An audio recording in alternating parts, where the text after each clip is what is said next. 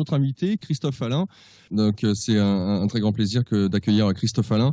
Christophe, bonsoir à toi. Et bienvenue à la librairie. Merci beaucoup, je suis ravi d'être là. Christophe, j'avais eu l'occasion de t'accueillir à la radio dans le cadre d'une émission qui a duré 7 heures. Oui. On a parlé de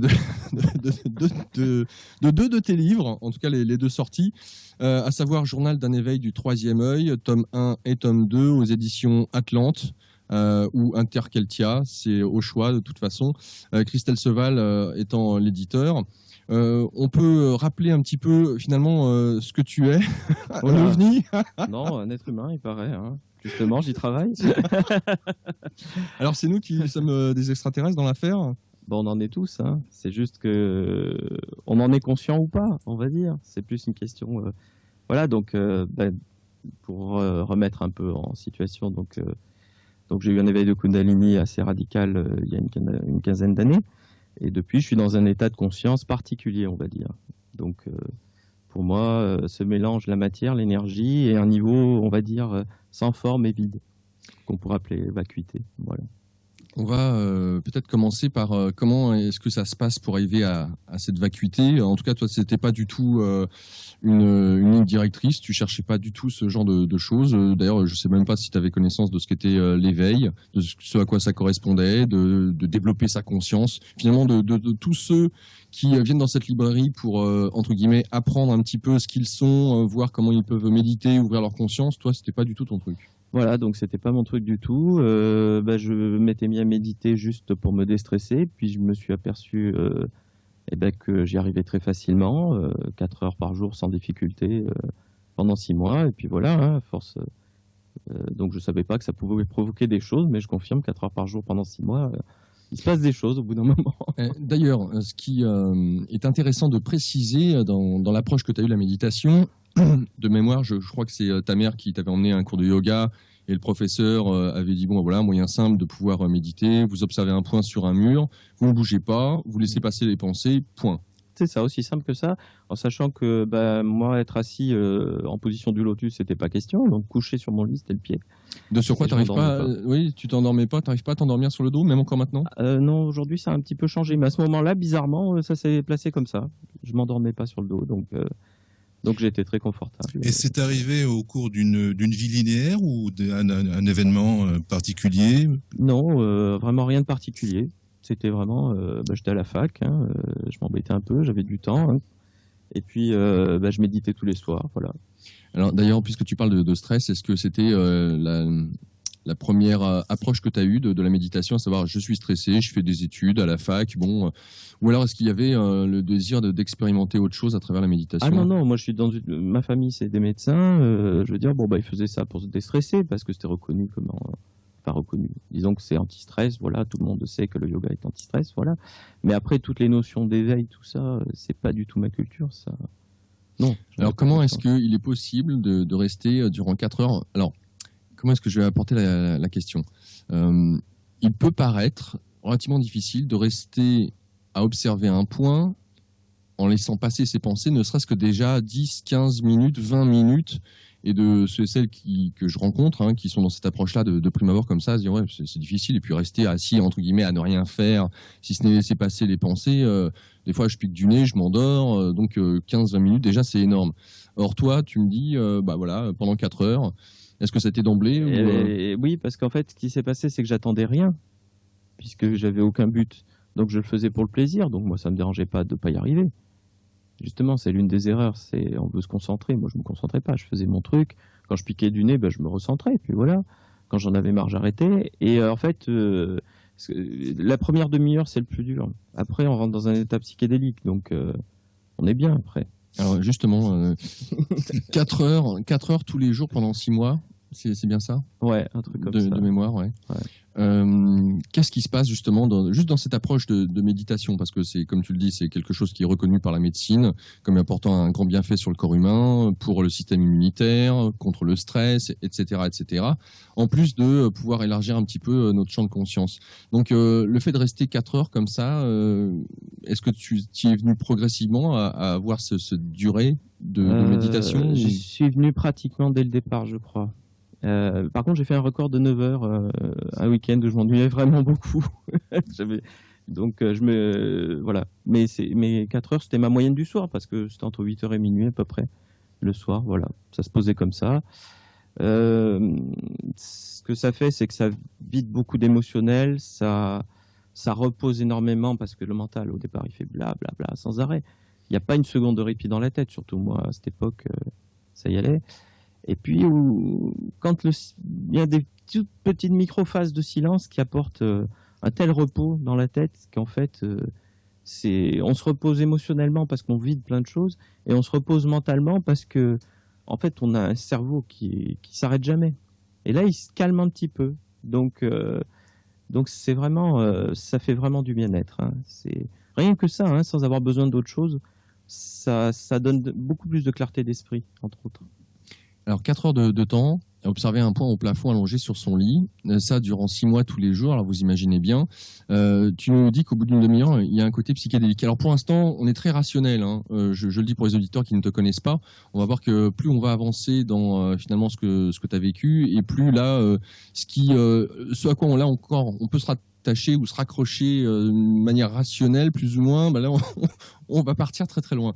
On va essayer de le contrôler quand même. Et pourtant, cet être est normal. Oui, je confirme. Ça, j'en sais rien. Naturel sur normal, je sais pas.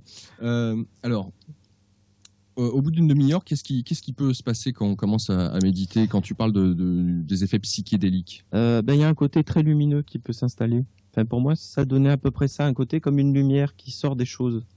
Tout ce que tu regardes, tu vois, ça commence à être lumineux. Le point surtout lui-même, tu vas très facilement commencer à voir. Moi, le point se transformait en... Il y avait une lumière qui apparaissait autour tout doucement, alors que j'avais aucune perception subtile à ce moment-là, je veux dire. Mais elle apparaissait, puis l'air devenait plus épais. Tu vas avoir des choses comme ça. Tu vas voir passer des petites choses... Mais c'est psychédélique, il n'y a pas d'autre mot. Ouais. Le corps disparaît. Ça, c'est le plus agréable pour moi. C'est que d'un coup, il n'y a plus de corps. Enfin, disons que le corps disparaît de plus en plus à ce moment-là. Mais c'est ce que donnait pour moi la méditation. Le fait de pas bouger, de rester comme ça, on a le sentiment qu'on a le corps qui est absent. C'est pire qu'un sentiment. En fait, à un moment, au bout d'une heure à peu près, tu te sens accélérer à une vitesse folle alors que tu es couché sur ton lit. C'est comme si tu te tenais à 2 endroits à la fois. Hein. C'est un côté voyage astral, mais pas forcément où tu vas rentrer dans le voyage astral. C'était là, et tu sens que ton corps accélère à une vitesse folle. Tu sens même un vent dans tes cheveux comme si tu étais quelque part. Tu vois, c'est comme si tu étais à plusieurs endroits à la fois. C'est très, très... Enfin, pour moi, ça donnait ça. Donc ça, c'est au bout de la première heure 1 heure et demie. Après, bon, disons que ces états-là, je les retrouvais à chaque fois. Par contre, je connaissais... Si tu veux, quand tu commences à méditer, dès qu'il t'arrive la moindre chose qui sort de l'ordinaire, pof, tout s'arrête. Et le lendemain, c'est pas grave, tu recommences. Puis tu arrives à nouveau ça, tu connais, donc tu laisses passer. Puis encore ça. Tu vois, c'est vraiment petit à petit. C'est une brique après l'autre. D'accord. Tu es quand même obligé, même si tu dures un certain temps, tu vas aller en profondeur en réalité, parce que tu t'habitues petit à petit, que tu ne cherches plus à saisir ce qui se passe. Parce qu'au début, il y a un truc qui passe, le mental il saisit ça, et c'est fini, ça s'arrête immédiatement dès que tu le saisis, tu vois. Donc c'est vraiment l'habitude. Après, tu fais, tiens, il y a une lumière qui vient de passer, mais c'est pas grave, je l'ai vu hier, je suis à peu près dans cet état, tu vois. Et c'est vraiment une habitude qui s'installe, tout simplement. Alors, 4 heures par jour pendant 6 mois. Au bout de 6 mois, pour le coup, il y a un nouvel effet, entre guillemets, qui arrive, qui n'était pas là auparavant. Si tu veux bien nous le décrire. Voilà, je l'ai... Qu'est-ce que c'est c'est d'un coup, pour moi, une lumière immense quelque part. En sachant que je te remets dans le contexte, je suis là, puis ailleurs en même temps. Je sens vaguement mon lit sous moi, mais je suis en train d'accélérer à une vitesse folle quelque part dans le noir, je sais pas où, tu vois.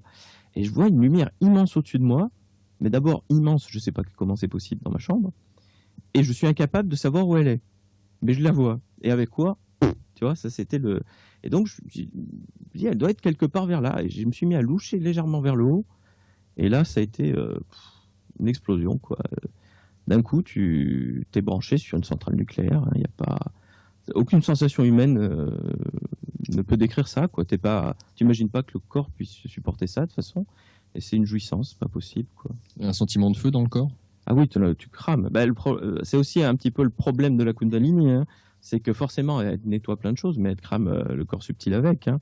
Donc à la fois, c'est pas gênant parce que tu es dans le niveau, on va dire, de l'énergétique, et que le corps énergétique supporte énormément de choses, beaucoup plus que le corps physique. Mais en même temps, voilà, mais ça crame, mais en même temps, c'est jouissif. C'est une jouissance, hein, c'est pas du tout douloureux. Donc, Tu voilà. te couches en ayant cette sensation-là présente, cet effet, ou je ne sais comment Et le ben, dire. comme donc je t'ai expliqué, j'étais habitué, chaque fois je disais, bon, bah, une bizarrerie de plus, je laisse passer. Et demain, bah, je sais que je reprendrai là où j'en suis. Tu vois, c'était aussi simple que ça. Et le lendemain, ça n'avait pas bougé, j'étais toujours dans cet état, et je suis toujours dans cet état d'ailleurs, au passage, sauf que maintenant il est stabilisé, puisque le corps, en 10 ans, 15 ans, le corps subtil s'est réparé. Donc, tu essaies de comprendre, puisque le lendemain, c'est toujours là, et que tu es éveillé, il faut que tu ailles à la fac quand même. Voilà. Donc, Bon, j'y allais quand je m'en rappelais. c'est la fête. Seulement, là, pour le coup, lorsque tu sors de chez toi, il se passe des choses bizarres. Voilà, donc, bon, bah, déjà, je me lève, je suis dans cet état, mais donc, bah, la pièce, c'est devenu un océan. C'est-à-dire, je traverse des courants dans tous les sens. Je suis très réveillé, donc je me sens pas shooté. Au contraire, je me sens bien réveillé, donc je suis bien, mais en même temps flippé, parce que quand même, c'est pas un état naturel. Et trop d'énergie, des fois, enfin, je veux dire, quand t'es pas habitué à être speedé comme ça, et aussi réveillé, tu vois, c'est ça qui est étonnant, d'être aussi réveillé, c'est bizarre. Mais bon, je me suis dit, je vais prendre l'air, ça va aller mieux. Puis je sors, et effectivement, dehors, bah, le monde avait changé de forme. Alors, je l'avais pas vu dedans parce que j'étais tellement omnibulé par tous ces courants d'énergie, enfin d'énergie que je comprenais pas. Et c'est le sentiment de dépasser de mon corps qui était affolant, quoi. Enfin, tu réalises, tu dis, mais en fait, je suis pas ce corps, et puis c'est pas une connerie. Enfin, alors, moi, j'ai une famille athée, quoi. Mais finalement, c'est peut-être pas que des bêtises, pardon. Tout ce qu'on raconte, voilà, on n'est peut-être pas ce corps, vraiment, parce que tu débordes de tous les sens, donc tu vois bien que t'es pas ce corps. Et pour ce qui est des pensées qui te viennent à l'esprit, ou des sensations, certaines désagréables. Alors, ben, ce qui est désagréable, c'est que c'est des sensations pas humaines. Tu nages dans un océan, mais il y a du froid que tu connais pas dans l'humain et du chaud que tu connais pas dans l'humain, en sensation, et qui te dérange pas. Tu vois, c'est ce qui est incompréhensible, c'est que tu n'as pas de réflexe de fuite. Quand tu mets la main sur le gaz, le corps, il se retire tout seul. Et ben, ce niveau-là, non. Ce niveau-là, ça le dérange pas. Il va rester dessus, et c'est toi qui vas décider de t'enlever ou pas, voire ça va même pas lui faire de mal en réalité. Donc c'est étonnant, tu tiens un peu dans le niveau de l'âme à ce niveau-là, tu vois. Mais c'était très violent.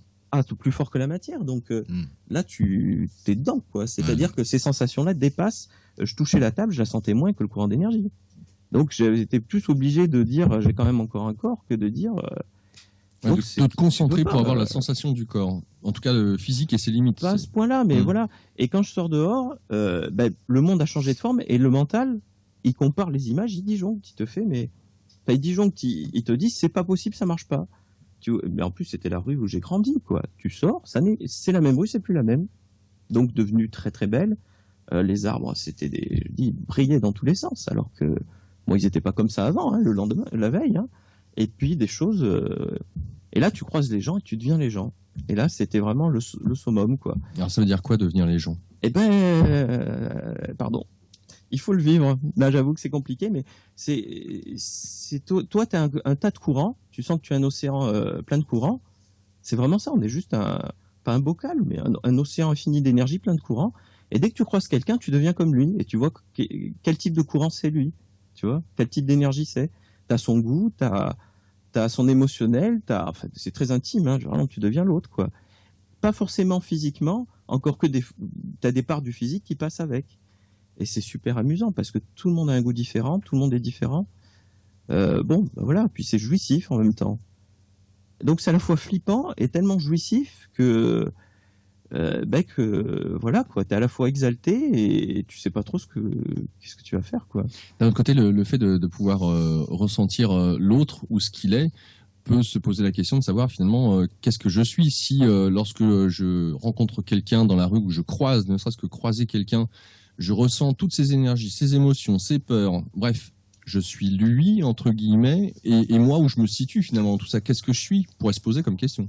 Oui, mais alors comme je t'expliquais, moi au départ, j'avais un côté un peu autiste sur les bords, donc ça me dérangeait pas. C'est-à-dire que j'étais déjà... Il m'a fallu des années pour retrouver cet état autiste compensé et voir qu'effectivement c'est pour ça que j'ai pas disjoncté. C'est que moi, l'identité, ça m'a jamais trop dérangé. Donc à partir de là, devenir l'autre en le croisant, vu que je débordais déjà du corps, j'étais plus à ça près, ça me dérangeait pas. Et c'était ouais, c'était quand même une expérience extrêmement intime, en fin de compte. Donc forcément, tu te dis quand même que ce que tu vis n'est pas rationnel. Tu cherches des réponses. Tu vas en tout cas prendre plein de bouquins dans une grande librairie. Tu feuillettes tous ces livres concernant des expériences dites de personnes, de témoignages. Tu te rends compte qu'à travers les témoignages des personnes, à travers ces livres, tu vois où elle en est dans ce cheminement pour arriver à ce qu'on pourrait qualifier d'éveil. On va dire ça comme ça. Tu vois où elle en est dans ses nœuds, dans ses peurs, dans ses conditionnements. Alors, pour moi, ce qui était évident au départ, parce que là, j'ai des perceptions qui sont largement plus structurées, donc plus puissantes, c'est évident. Mais à ce moment-là, ce qui était évident, c'était si la personne était cohérente avec, je te le définis comme ça, entre l'illusion qu'elle crée du monde et la manière dont elle le vit. Est-ce qu'elle était alignée entre sa vérité et ce qu'elle en vit? Donc pour moi, ça a toujours été une évidence. Donc c'est pas si la personne ment ou pas, c'est est-ce qu'elle vit sa vérité ou est-ce qu'elle se ment à elle-même. D'accord. Tu vois? Et quand je lisais, eh ben j'étais emmené vers c'était Internet quoi. C'est le moindre mot m'amenait sur plein d'informations, plein de chemins invisibles. Hein. C'est comme sur Google, enfin tu tapes un mot, puis il y a plein de choses qui arrivent derrière. Et des fois ça t'amuse, tu pars dans ces chemins-là et tu prends des informations. À peine tu penses, c'est pas tu penses parce que c'est l'intention. Tu connectes une information puis tu repars sur encore plein d'autres choses. Et c'était donc moi ce que je cherchais c'était les gens qui avaient vécu pareil que moi. Donc c'était pas du tout des livres célèbres. Hein. C'était le témoignage de Monsieur Machin qui a dû vendre 3 exemplaires dans sa vie, mais qui en même temps lui il avait vécu. Et moi je percevais qu'il avait vécu. Et rien qu'avec le retour d'expérience que je percevais dans ces mots, j'ai pu faire un rapprochement sur ce qui m'était arrivé. Assez vite en plus, en quelques instants c'était réglé parce que tu es dans un état d'éveil largement supérieur, donc tu es guidé. En tout cas, voilà donc les premiers indices qui te permettent de te positionner sur ce qui t'est arrivé. Tu vas voir un psy, me semble-t-il, à un moment donné. Ou c'est pas un psychiatre, c'est un psy. Hein. C'est un psy, simplement, parce que j'en parle à mes parents qui sont médecins. Bon, dans ma famille, tout le monde va voir un psy quand il est stressé. Alors, c'est la culture. Donc, ils m'ont dit, tiens, il y a un psy, voilà. Donc, ils m'ont donné l'adresse d'un psy, puis je suis allé le voir. Et je lui ai raconté tout ça parce que ça me défoulait et que ça me faisait du bien d'avoir quelqu'un qui en parlait. Et voilà. Oui, sauf que à essayer pour un psy d'expliquer ou de justifier ce qui t'arrive, dans quelle mesure il pouvait t'aider, sans compter qu'un élément que peut-être tu n'as pas mentionné, enfin si ce n'est dans une autre émission, c'est que tu percevais à l'avance ce que quelqu'un émettait comme intention et donc ses propos, ce qu'il allait dire. Alors oui, mais à ce moment-là, c'était pas forcément conscient. C'est pas tout à fait les propos. C'est plus subtil que ça. Il y a à la fois beaucoup plus d'informations, mais pas structurées comme chez l'humain. Alors, quand on parle de ressenti, pour moi, c'est ça, c'est l'autre. Il t'a passé 2 tonnes d'informations, mais tu vois, c'est pas le même niveau de communication. Oui. Donc, tu as à peu près une bonne idée, mais pas forcément de la manière dont il va le formuler après coup dans l'humain. Je comprends. Mais par contre, tu vois plein de choses que lui, il a même pas vues avant de le formuler. Tu vois, donc, tout à fait, ouais. L'autre, il te sort 3 phrases, et toi, derrière, il y a toute son histoire, tu vois, mais là, il a un petit problème parce que son grand-père l'a traumatisé à tel âge. En fait, t'as tout le truc, quoi. Et en plus en positionnement psychiatre, parce que forcément tu es branché sur l'autre. Alors ça aussi pareil, maintenant je te parle d'un clairvoyant qui a travaillé sa perception, qui sait la diriger, hein. Mais tu es branché sur la structure de l'autre. Si lui il est psychiatre, les informations vont arriver sous la forme que lui perçoit. Donc en fait, toi tu comprends comme un psy. Et du coup c'est toi qui te faisais... tu te fais la séance du psy, dès qu'il bouge un doigt, t'as le truc comme un psy quoi. Là il y a tel problème, tel machin. Tu vois, c'est super amusant. Mais en sachant que par contre, comme culture médecine, c'était moi qui consultais, donc tu inverses pas les rôles quand tu es avec un thérapeute. Donc à partir de là, je rentrais pas là-dedans, j'allais pas lui dire ça. Et de toute façon, il pouvait pas l'entendre, ça se voyait, donc c'était pas. Donc je lui racontais juste mon expérience, comme chez un psy, tu as une demi-heure pour parler, tu te vides, tu racontes. C'est un peu ça. C'est vrai, ça fait un bien fou, quoi. Et donc voilà. Donc, et ce dernier te dit à un moment donné, non, je ne peux pas vous aider, vous n'êtes pas mythomane, vous n'êtes pas schizophrène de surcroît. En tout cas, ce qui s'est passé donc dans cette séance-là, parce que j'en ai fait beaucoup, je parlais, lui il disait rien, il prenait des notes, et puis voilà, et puis séance d'après. Et en gros, donc je lui expliquais le truc qui m'énervait beaucoup à ce moment-là, c'est que très souvent, quand quelqu'un disait, je pensais quelque chose, quelqu'un le disait dans la pièce, ou inversement. C'est-à-dire que je disais quelque chose et quelqu'un me regardait en disant « mais c'est ce que je pensais ». Et c'était terriblement énervant pour moi parce que je savais pas où était l'œuf et la poule. Et ça me saoulait. Donc je lui en parlais. Je disais « mais je comprends pas. Des fois, je dis quelque chose et puis c'est quelqu'un qui le pensait, et des fois c'est l'inverse. Mais est-ce que c'est moi, c'est moi qui le crée ou c'est je le reçois? Je comprends pas, ça m'énerve. Et je lui explique ça, puis après on part sur autre chose. Et à un moment donné, je suis en train de parler de toute autre chose et je lui dis, mais en plein milieu, je m'arrête et je dis, mais je ne pense pas être schizophrène. Et pourquoi j'ai dit ça? Parce que je m'en foutais et que j'en parlais pas. Et lui, il a tombé les deux yeux parce que il était en train de penser exactement la phrase telle que je l'avais sortie, et je venais de lui expliquer l'expérience juste avant. Donc, confronté à ça. Ouais. et en plus, j'ai senti sa structure s'effondrer. C'est là que tu sens quand quelqu'un est trop rigide et qu'il est mis face à quelque chose qui met en cause ses croyances, tu sens sa structure mentale qui s'effrite, quoi. Et je me suis dit, il va devenir fou sous mes yeux. Il faut le rassurer. Ah non, mais parce que j'ai vraiment senti que ça vacillait. Tu vois, la structure vacille. Et puis là, il est tombé sur un pilier de ses croyances. Si je vais plus loin, il disjoncte sous mes yeux. Donc bon, ça arrêtait là. Puis donc c'est là il a fini son truc. Hein. Il m'a dit, bon bah écoute, en gros, tu rentres pas dans mes cases. Voilà. Il a dit, il t'arrive certainement quelque chose, mais c'est pas de mon ressort à moi. Donc en gros, je vais pas voir le curé, mais c'était pas loin, quoi. Oui. Voilà. Alors, suite à cette expérience-là, ton monde petit à petit va. Alors déjà qu'il a changé parce que tes perceptions sont tout autres. Et d'ailleurs, par rapport à ce qui s'est passé dans le cabinet du psy, est-ce que tu as trouvé de l'œuf ou de la poule finalement à travers ce que tu penses? Est-ce que c'est toi qui le sors? Est-ce que c'est une info que tu captes peut-être de certaines personnes qui sont là présentes? Qui joue à donner l'information entre émetteur et récepteur finalement? Non mais la question est super importante parce que moi-même, à travers ce que je dis, je pourrais très bien me demander si c'est moi qui le dis ou si c'est je prends pas ou je capte pas l'information ailleurs pour la redonner. Et en fait, la réponse, c'est tout le monde en même temps parce qu'on est tous interdépendants et qu'en réalité, tout est interdépendant. Il n'y a pas l'œuf et la poule. C'est le mental qui crée après coup une histoire en temps linéaire. Et le monde réel n'est pas en temps linéaire, il est en temps simultané. Donc tout a lieu simultanément de partout, sur tous les espaces-temps. Et nous, on rentre dans une histoire en temps linéaire. Mais ça n'est pas, voilà, c'est tout simultanément en réalité. D'accord, donc cette idée que nous sommes des êtres multidimensionnels. Et surtout des êtres parfaitement interconnectés, interreliés, et qu'on fait tous qu'un, vraiment. C'est pour ça qu'à un moment donné, voilà. Mais bon. Ouais.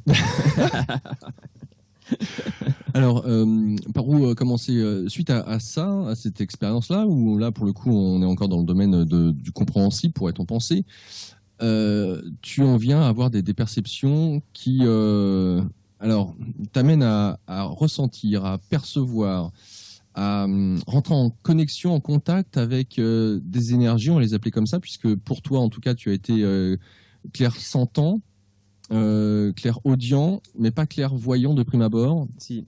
Alors mais ma clairvoyance, je suis miro. C'est-à-dire que je vois les énergies. Entre toi et moi, il y a une demi-tonne d'énergie, mais dans la matière, hein, pas en voyance. Là, je suis pas miro quand je regarde dans l'écran intérieur.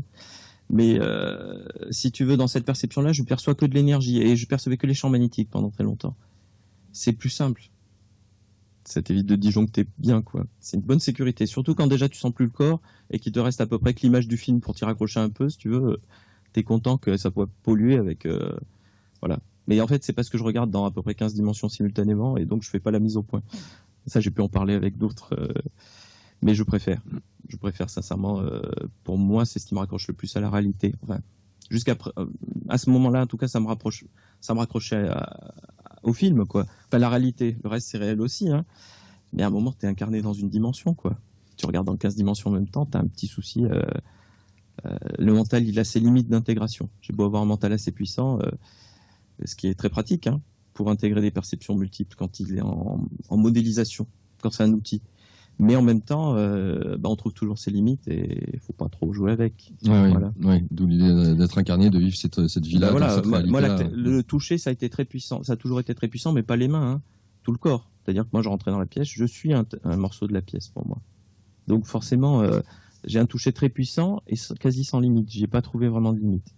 Les seules limites, c'est qu'à un moment, j'ai compris que j'allais dans des endroits qui étaient hyper toxiques pour moi, et que j'avais une part qui savait me protéger pour pas me relier à n'importe quoi. Comme quoi, quels endroits? Ah on est des humains, on peut pas aller très loin, ni en haut ni en bas.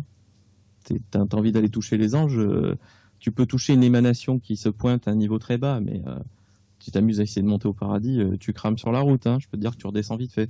On Ouais. n'est pas fait pour aller trop haut. Ouais, Voilà. tu veux dire que eux, ils vibrent à une fréquence qui est trop élevée et que dès le moment où tu veux hisser ta conscience là-haut, ça serait trop fort. Là-haut, c'est même pas le mot. C'est comme si quelque part l'un et l'autre, toi et eux, on va dire, doivent faire une portion du chemin ensemble pour trouver un terrain d'entente. C'est plutôt que c'est tous ceux qui sont plus hauts qui descendent chez nous, hein, Hmm. parce que sinon. nous, Je on parlais de crame toi, les hein. deux. Oui, oui. Je parlais de toi dans une certaine mesure, tu fais le chemin, tu peux les appeler à descendre dans une certaine mesure, mais pas trop t'élever. C'est-à-dire que moi, ma conscience, elle peut aller à un certain niveau. Entre autres, la notion de dimension infinie me pose pas de problème. Mais c'est bon. Donc, c'est quand tu perçois la dimension infinie, tu rentres dans le monde spirituel. Le monde spirituel, c'est le monde de la dimension infinie. Donc, il n'y a pas de forme, parce que c'est en dimension infinie.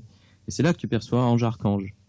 Mais il faut déjà être capable d'aller regarder dans ce type de niveau, ce qui est quand même pas si évident que ça. Et en plus de ça, c'est eux qui redescendent à un niveau où on peut supporter, ne serait-ce que d'en avoir un à côté. En sachant que des fois, tu vas sur un lieu sacré, tu as un archange qui se pointe, je peux te dire que l'énergie du lieu, ça fait drôle, quoi, hein, dans ces niveaux-là. Voilà. Mais si toi, tu essaies physiquement, enfin pas physiquement, ne serait-ce qu'avec tes corps subtils, de te déplacer jusqu'à un niveau à peine plus loin que l'humain, tu commences déjà à brûler. C'est un mélange de jouissance et de souffrance, parce qu'en fait, on est des êtres duels et on peut pas monter, ne serait-ce que, vraiment, c'est rien, hein. Même un niveau à peine un peu plus, on peut pas y aller, quoi. C'est trop pour nous. Faut qu'on prenne le temps du chemin. On n'est pas fait pour aller au paradis, hein. Alors, puisque tu parles d'anges et d'archanges, là, pour le coup, on vient de franchir un pas, à savoir que quelqu'un qui est athée, qui vit une expérience d'éveil, ok. Je me rappelle, dans une certaine mesure, avait posé des questions à des personnes dites éveillées. Dans quelle mesure expliquent-elles qu'elles peuvent ou pas contacter des anges ou des archanges? Mais en fait, la réponse qui m'a été donnée, c'est en fonction de la croyance de chacun. Donc, quand tu parles de ces connexions avec des entités spirituelles supérieures, dans quelle mesure finalement elles existent, ces entités? Dans quelle mesure est-ce que pour toi elles se sont manifestées, si je peux dire ça comme ça? Alors il faut comprendre que pour moi, la perception dans laquelle je suis dans un tas d'énergie sans forme, je suis dans un niveau qui est plus haut que le mental. Donc forcément, je vais percevoir des choses auxquelles je donne pas une forme parce que je comprends pas à ce moment-là. Mais forcément, t'es plus forcément que dans tes croyances. Tu commences à la regarder des choses, je dirais entre guillemets réelles. Le mental, il modélise, il donne une forme au monde. Il est fait pour. Mais c'est pas le réel. C'est juste une forme qu'on donne au monde. Dans ce niveau-là, dans ce niveau d'énergie, déjà, c'est déjà plus proche du réel, ce que tu vas percevoir. Mais en réalité, c'est pas la réalité non plus. Et il existe un niveau encore plus haut. Et quand tu ouvres cette notion de dimension infinie, tu rentres dans du sans forme. La vacuité. Et tu vois, c'est pas encore ça. C'est encore un niveau, il y a tout un chemin à faire là-dedans, où tu es dans le vrai monde spirituel. Tu as dépassé la notion de religion, de toute façon, parce que tu n'es plus dans des formes données à du spirituel. Tu es sur une dimension infinie. Et tu perçois plus avec des sens énergétiques, tu perçois avec des sens... Tu perçois sans forme, il n'y a pas de sens pour percevoir, mais ça c'est réel par contre. Mais tu les modélises quand même, ces formes-là, en fonction de tes croyances? Aucun sens. Non, tu perçois par aucun sens, pourtant c'est très puissant. Et quand tu avances dans ce chemin-là, tu t'aperçois qu'à un moment donné, tu fais la mise au point sur tout l'univers, que tu as une part qui est complètement... qui est la totalité, mais tu ne peux rien en ramener par tes sens humains. Il y a une construction, tu vois, c'est 7, 6, 5 en chakra. 7, tu es vraiment dans le réel, mais en même temps, tu n'as aucun moyen, c'est immense. 6, tu vas ramener des choses énergétiques multidimensionnelles, et déjà, tu n'en comprends pas grand-chose. Et 5, tu vas être dans le verbe, tu vas être tu vas pouvoir verbaliser ou donner une explication. Mais entre 7, 6, 5, tu as perdu... il ne reste plus rien, quoi. Il reste vaguement ce que la fourmi humaine comprend de l'univers. Alors que dans ces niveaux de perception, il n'y a pas de différence entre toi et les autres. Tu es les choses. Donc, mais en même temps, tu n'es pas en train de les regarder. Tu peux pas. Tu en fais partie. Et tu l'es. Tu peux pas l'être et le regarder, tu vois, c'est le problème. Il n'y a pas la dualité, il n'y a pas la dichotomie. Il n'y a pas le relatif, l'absolu peut pas se contempler lui-même. Vraiment, quand tu touches cette conscience, tu t'aperçois qu'en fait, tu es obligé de redescendre dans une vision relative pour en faire quelque chose chez nous. Parce que ça... Alors, l'intérêt que toi, tu aurais justement à aller dans ce monde spirituel? Disons que de par mon fonctionnement un peu autiste au départ, l'ouverture du ciel est très facile pour moi. Et de la terre, elle est beaucoup moins. Donc... si ce n'est de dire que c'est pas la solution de monter tout en haut, parce qu'il faut s'enraciner en bas aussi, voilà. Hein. Et en même temps, après avoir fait le trajet, l'avantage c'est que tu dénoues tout ce qui touche autour de ce que j'appelle la goutte blanche. Les bouddhistes appellent ça comme ça. Effectivement, pour moi, c'est assez réel. C'est si tu veux, qu'est-ce qui est réel? Le projecteur au centre, donc notre étincelle divine. Et les deux choses les plus réelles ensuite, c'est goutte blanche et goutte rouge. Donc vérité, jouissance. Amour, joie, vérité. Il n'y a que ça de réel. Après, c'est des constructions qu'on fait par-dessus pour s'amuser. Hein. C'est dit comme ça, et pourtant, c'est qu'un jeu, hein, tout ça. Et donc, quand tu dénoues la goutte blanche en allant en haut, après, tu peux accéder vraiment à... Tu as besoin de l'info, tu la connectes, et puis voilà. Après, tu en ramènes ce que tu peux avec ton Ce qu'on mental. pourrait et dire ta donc structure, l'omniscience. C'était pas omnipotent.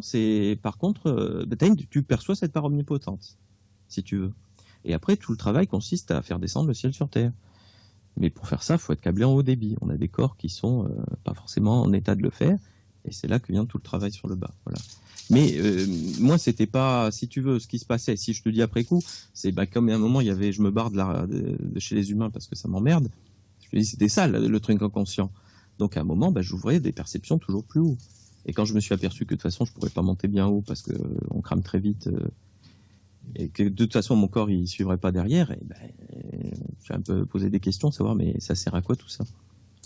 La réponse? Et la réponse, c'est à faire descendre le ciel sur Terre. Et ça n'est qu'un jeu.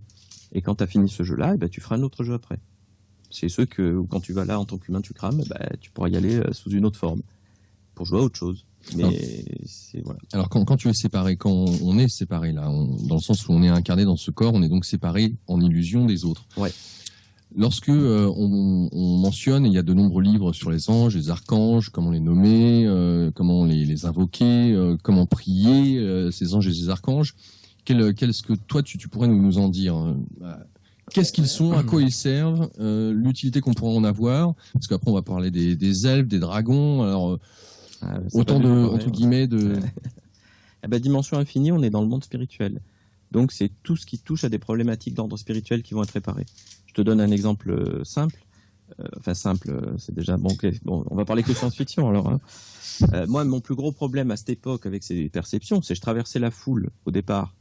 Au bout d'une heure d'avoir traversé la foule, je pouvais aller dormir pendant toute la journée parce que je ramassais tout le merdier de tout le monde.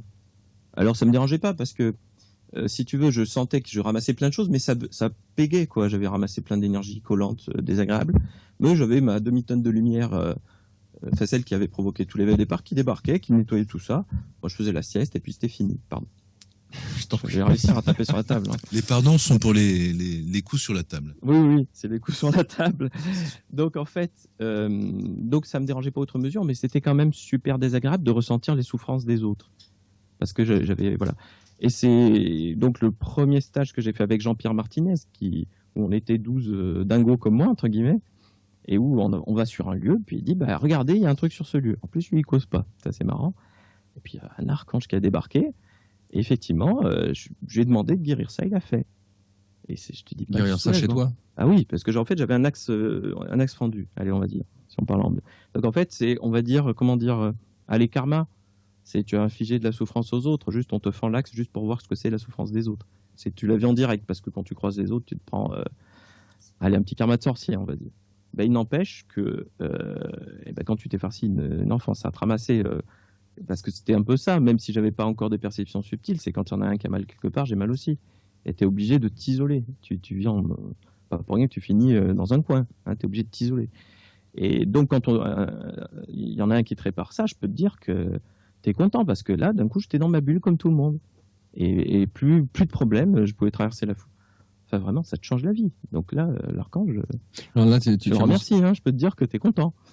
Donc, alors là, pour le coup, l'archange, on peut l'invoquer pour nettoyer des mémoires cellulaires, des mémoires qu'on pourrait appeler, qualifier de karma. Lui, il fait ce qui est bon pour toi. À ce moment-là, si l'information c'était bon, tu as compris la leçon, donc on te répare ça en instantané, il te répare un truc, tu dis mais... Enfin, des trucs, si tu as compris la leçon, mais tu peux très bien dire j'ai compris, mais au final, ça marche pas comme ça. C'est est-ce qu'elle a été intégrée la leçon ou pas, lui, il sait. Donc il va répondre ce qui est bon pour toi par rapport à ton évolution. Mais donc il va pas être dans une logique égocentrique. C'est ça qui est un petit peu. Et il va réparer des choses que tu perçois pas forcément. Moi, forcément, je le percevais. Je peux te dire, j'étais content qu'il répare ma bulle. Hein. C'est après, j'étais là, je dis les gars, mais je vous sens plus. Je suis tout seul avec ma douche de lumière sur la gueule parce que j'étais obligé, hein, vu que je ramassais tout. Et j'ai dit, putain, je suis tout seul dans ma bulle. C'est le pied. C'est la première fois de ma vie que je suis autant peinard, quoi. Tu vois, tous les autres étaient autour et je devenais pas les autres, tu vois. Et putain, j'étais content, quoi. Hein, je peux comprendre ça. Voilà, parce que je le percevais bien. Mais quelqu'un qui le perçoit pas forcément, mais qui a que les effets secondaires dans la matière, c'est je suis pas bien avec les autres, je comprends pas. Dès que je suis dans la foule, je suis fatigué. Ouais. Tu vois, ça donne ça, en gros. Hein. et ben, quand il te le répare, tu dis, tiens, ça va mieux avec les autres, machin. Voilà. Alors, mais tu n'as pas forcément perçu le niveau qu'il a réparé. Ça, c'est autre chose. En dehors de faire appel à un archange pour ça, je connais beaucoup de personnes autour de moi qui sont ce qu'on peut appeler hypersensibles, notamment prendre le métro, c'est pas envisageable. Dès le moment où ils arrivent dans une soirée, si l'ambiance est un peu tendue ou basse, je dirais, dans les énergies, ils partent parce que ça leur est pas supportable. Donc obligé à chaque fois de s'entourer des personnes, je dirais, lumineuses dans une certaine mesure, ce qui veut rien dire, hein, mais on est obligé de monter dessus, hein, on est d'accord. Donc on peut faire appel à un archange pour faire en sorte de s'isoler, d'être un peu dans sa bulle, et il répondra en fonction de ce qu'on est capable d'accepter, on peut dire ça comme ça. Alors ça marche pas dans ce sens-là. C'est-à-dire que pourquoi est-ce que tu n'es pas bien avec les autres? C'est plutôt ça qu'il faut se poser comme question, et lui il va répondre à ça. Et les gens qui sont comme ça, souvent, il y a des gens qui sont médiums, mais qui le perçoivent pas. C'est-à-dire qu'il y a des failles dans les corps énergétiques. Et donc, quand il y a quelque chose de désagréable, eh ben, ils vont le ramasser. C'est ça, c'est quand tu as un trou dans le corps énergétique. Hein. Même si tu n'arrives pas au niveau tu as tout qui est fendu, tu peux quand même avoir des petites failles qui sont problématiques au niveau émotionnel ou quoi. Mais qu'est-ce qui a créé ces failles? Tu vois, l'archange, lui, il va te le réparer si la raison pour laquelle tu as créé cette faille est partie. Parce qu'en fait, c'est toi-même qui l'a fait. C'est la personne qui l'a fait. Ouais, j'ai travaillé avec des gens comme ça pour résoudre le problème. Moi, l'avantage, c'est que je vais poser la question directement. Qu'est-ce qu'il faut faire pour cette personne? Pourquoi? Et je vais avoir l'info, à 4 ans, traumatisée par la mort du petit lapin. Je te dis, c'est à peu près ça, des fois. Hein. Et depuis, elle voit les morts partout. Parce qu'elle ne sait pas gérer la mort. Donc, en gros, il faut aller enlever le traumatisme, le machin, réparer. Puis la personne, après, ça l'évite de voir des morts partout, si tu veux. Mais tous les cas sont particuliers. Et c'est pas une question de dire, voilà.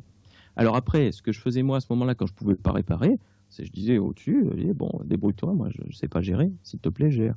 Et effectivement, là, j'avais ma douche de lumière, puis gérais tout. Alors ce qui est intéressant dans tes propos, c'est que on a quelqu'un d'éveillé et qui, malgré entre guillemets le fait qu'il est éveillé, là pour le coup, on voit qu'il y a encore des casseroles, qu'il y a encore des. Ah mais je suis pas éveillé. Au mieux, je suis insomniaque. Et oui, parce qu'en fait, l'éveil total, c'est l'omnipotence. Mais on n'a plus rien à faire chez l'humain. C'est plutôt qu'en fait, on se retrouve dans des états de conscience où on perçoit le niveau du corps, de l'âme et de l'esprit divin en même temps. Mais est-ce que ça veut dire que tous ces niveaux sont alignés? Est-ce qu'on a fini notre chemin d'humain?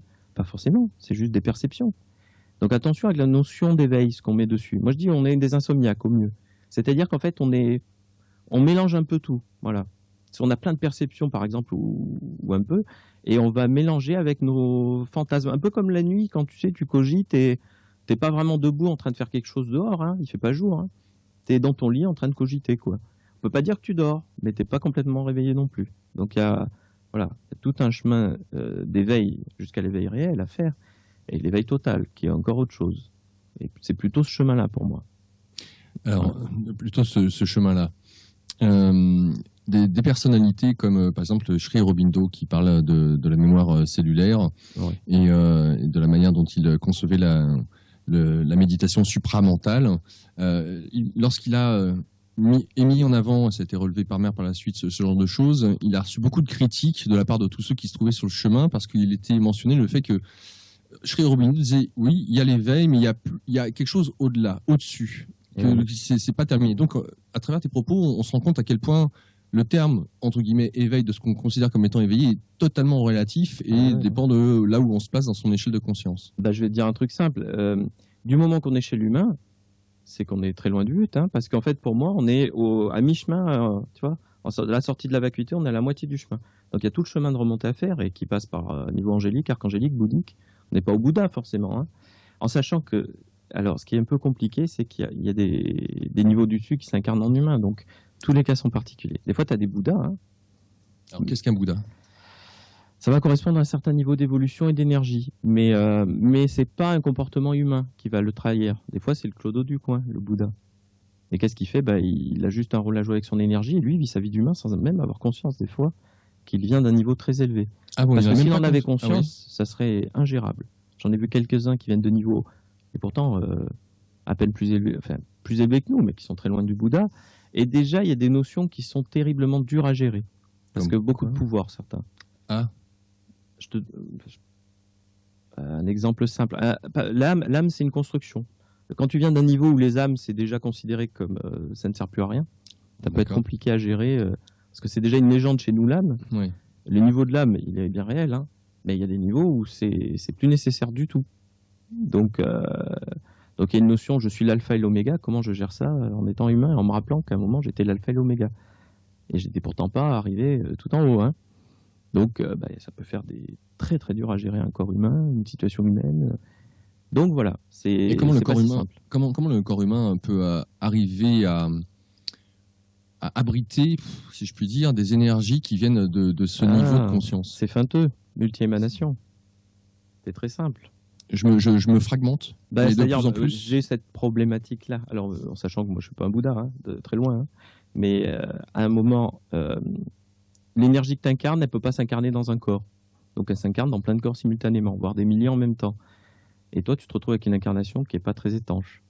D'accord. Là, tu te régales, quoi. Donc pour le coup, tu as une âme, mais qui, alors est-ce qu'on peut appeler ces fameuses monades qui se subdivisent pour pouvoir avoir suffisamment enfin, juste ce qu'il faut d'énergie pour pas brûler le corps? C'est quelque chose comme ça. C'est divisé en plein d'incarnations simultanément, vécues en même temps.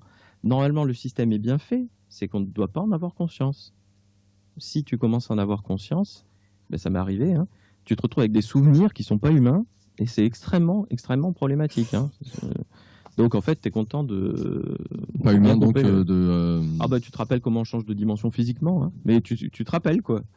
Bon, tu dis, on va atterrir, et puis en fait, compte, tu t'aperçois que c'est pas toi, c'est un des autres.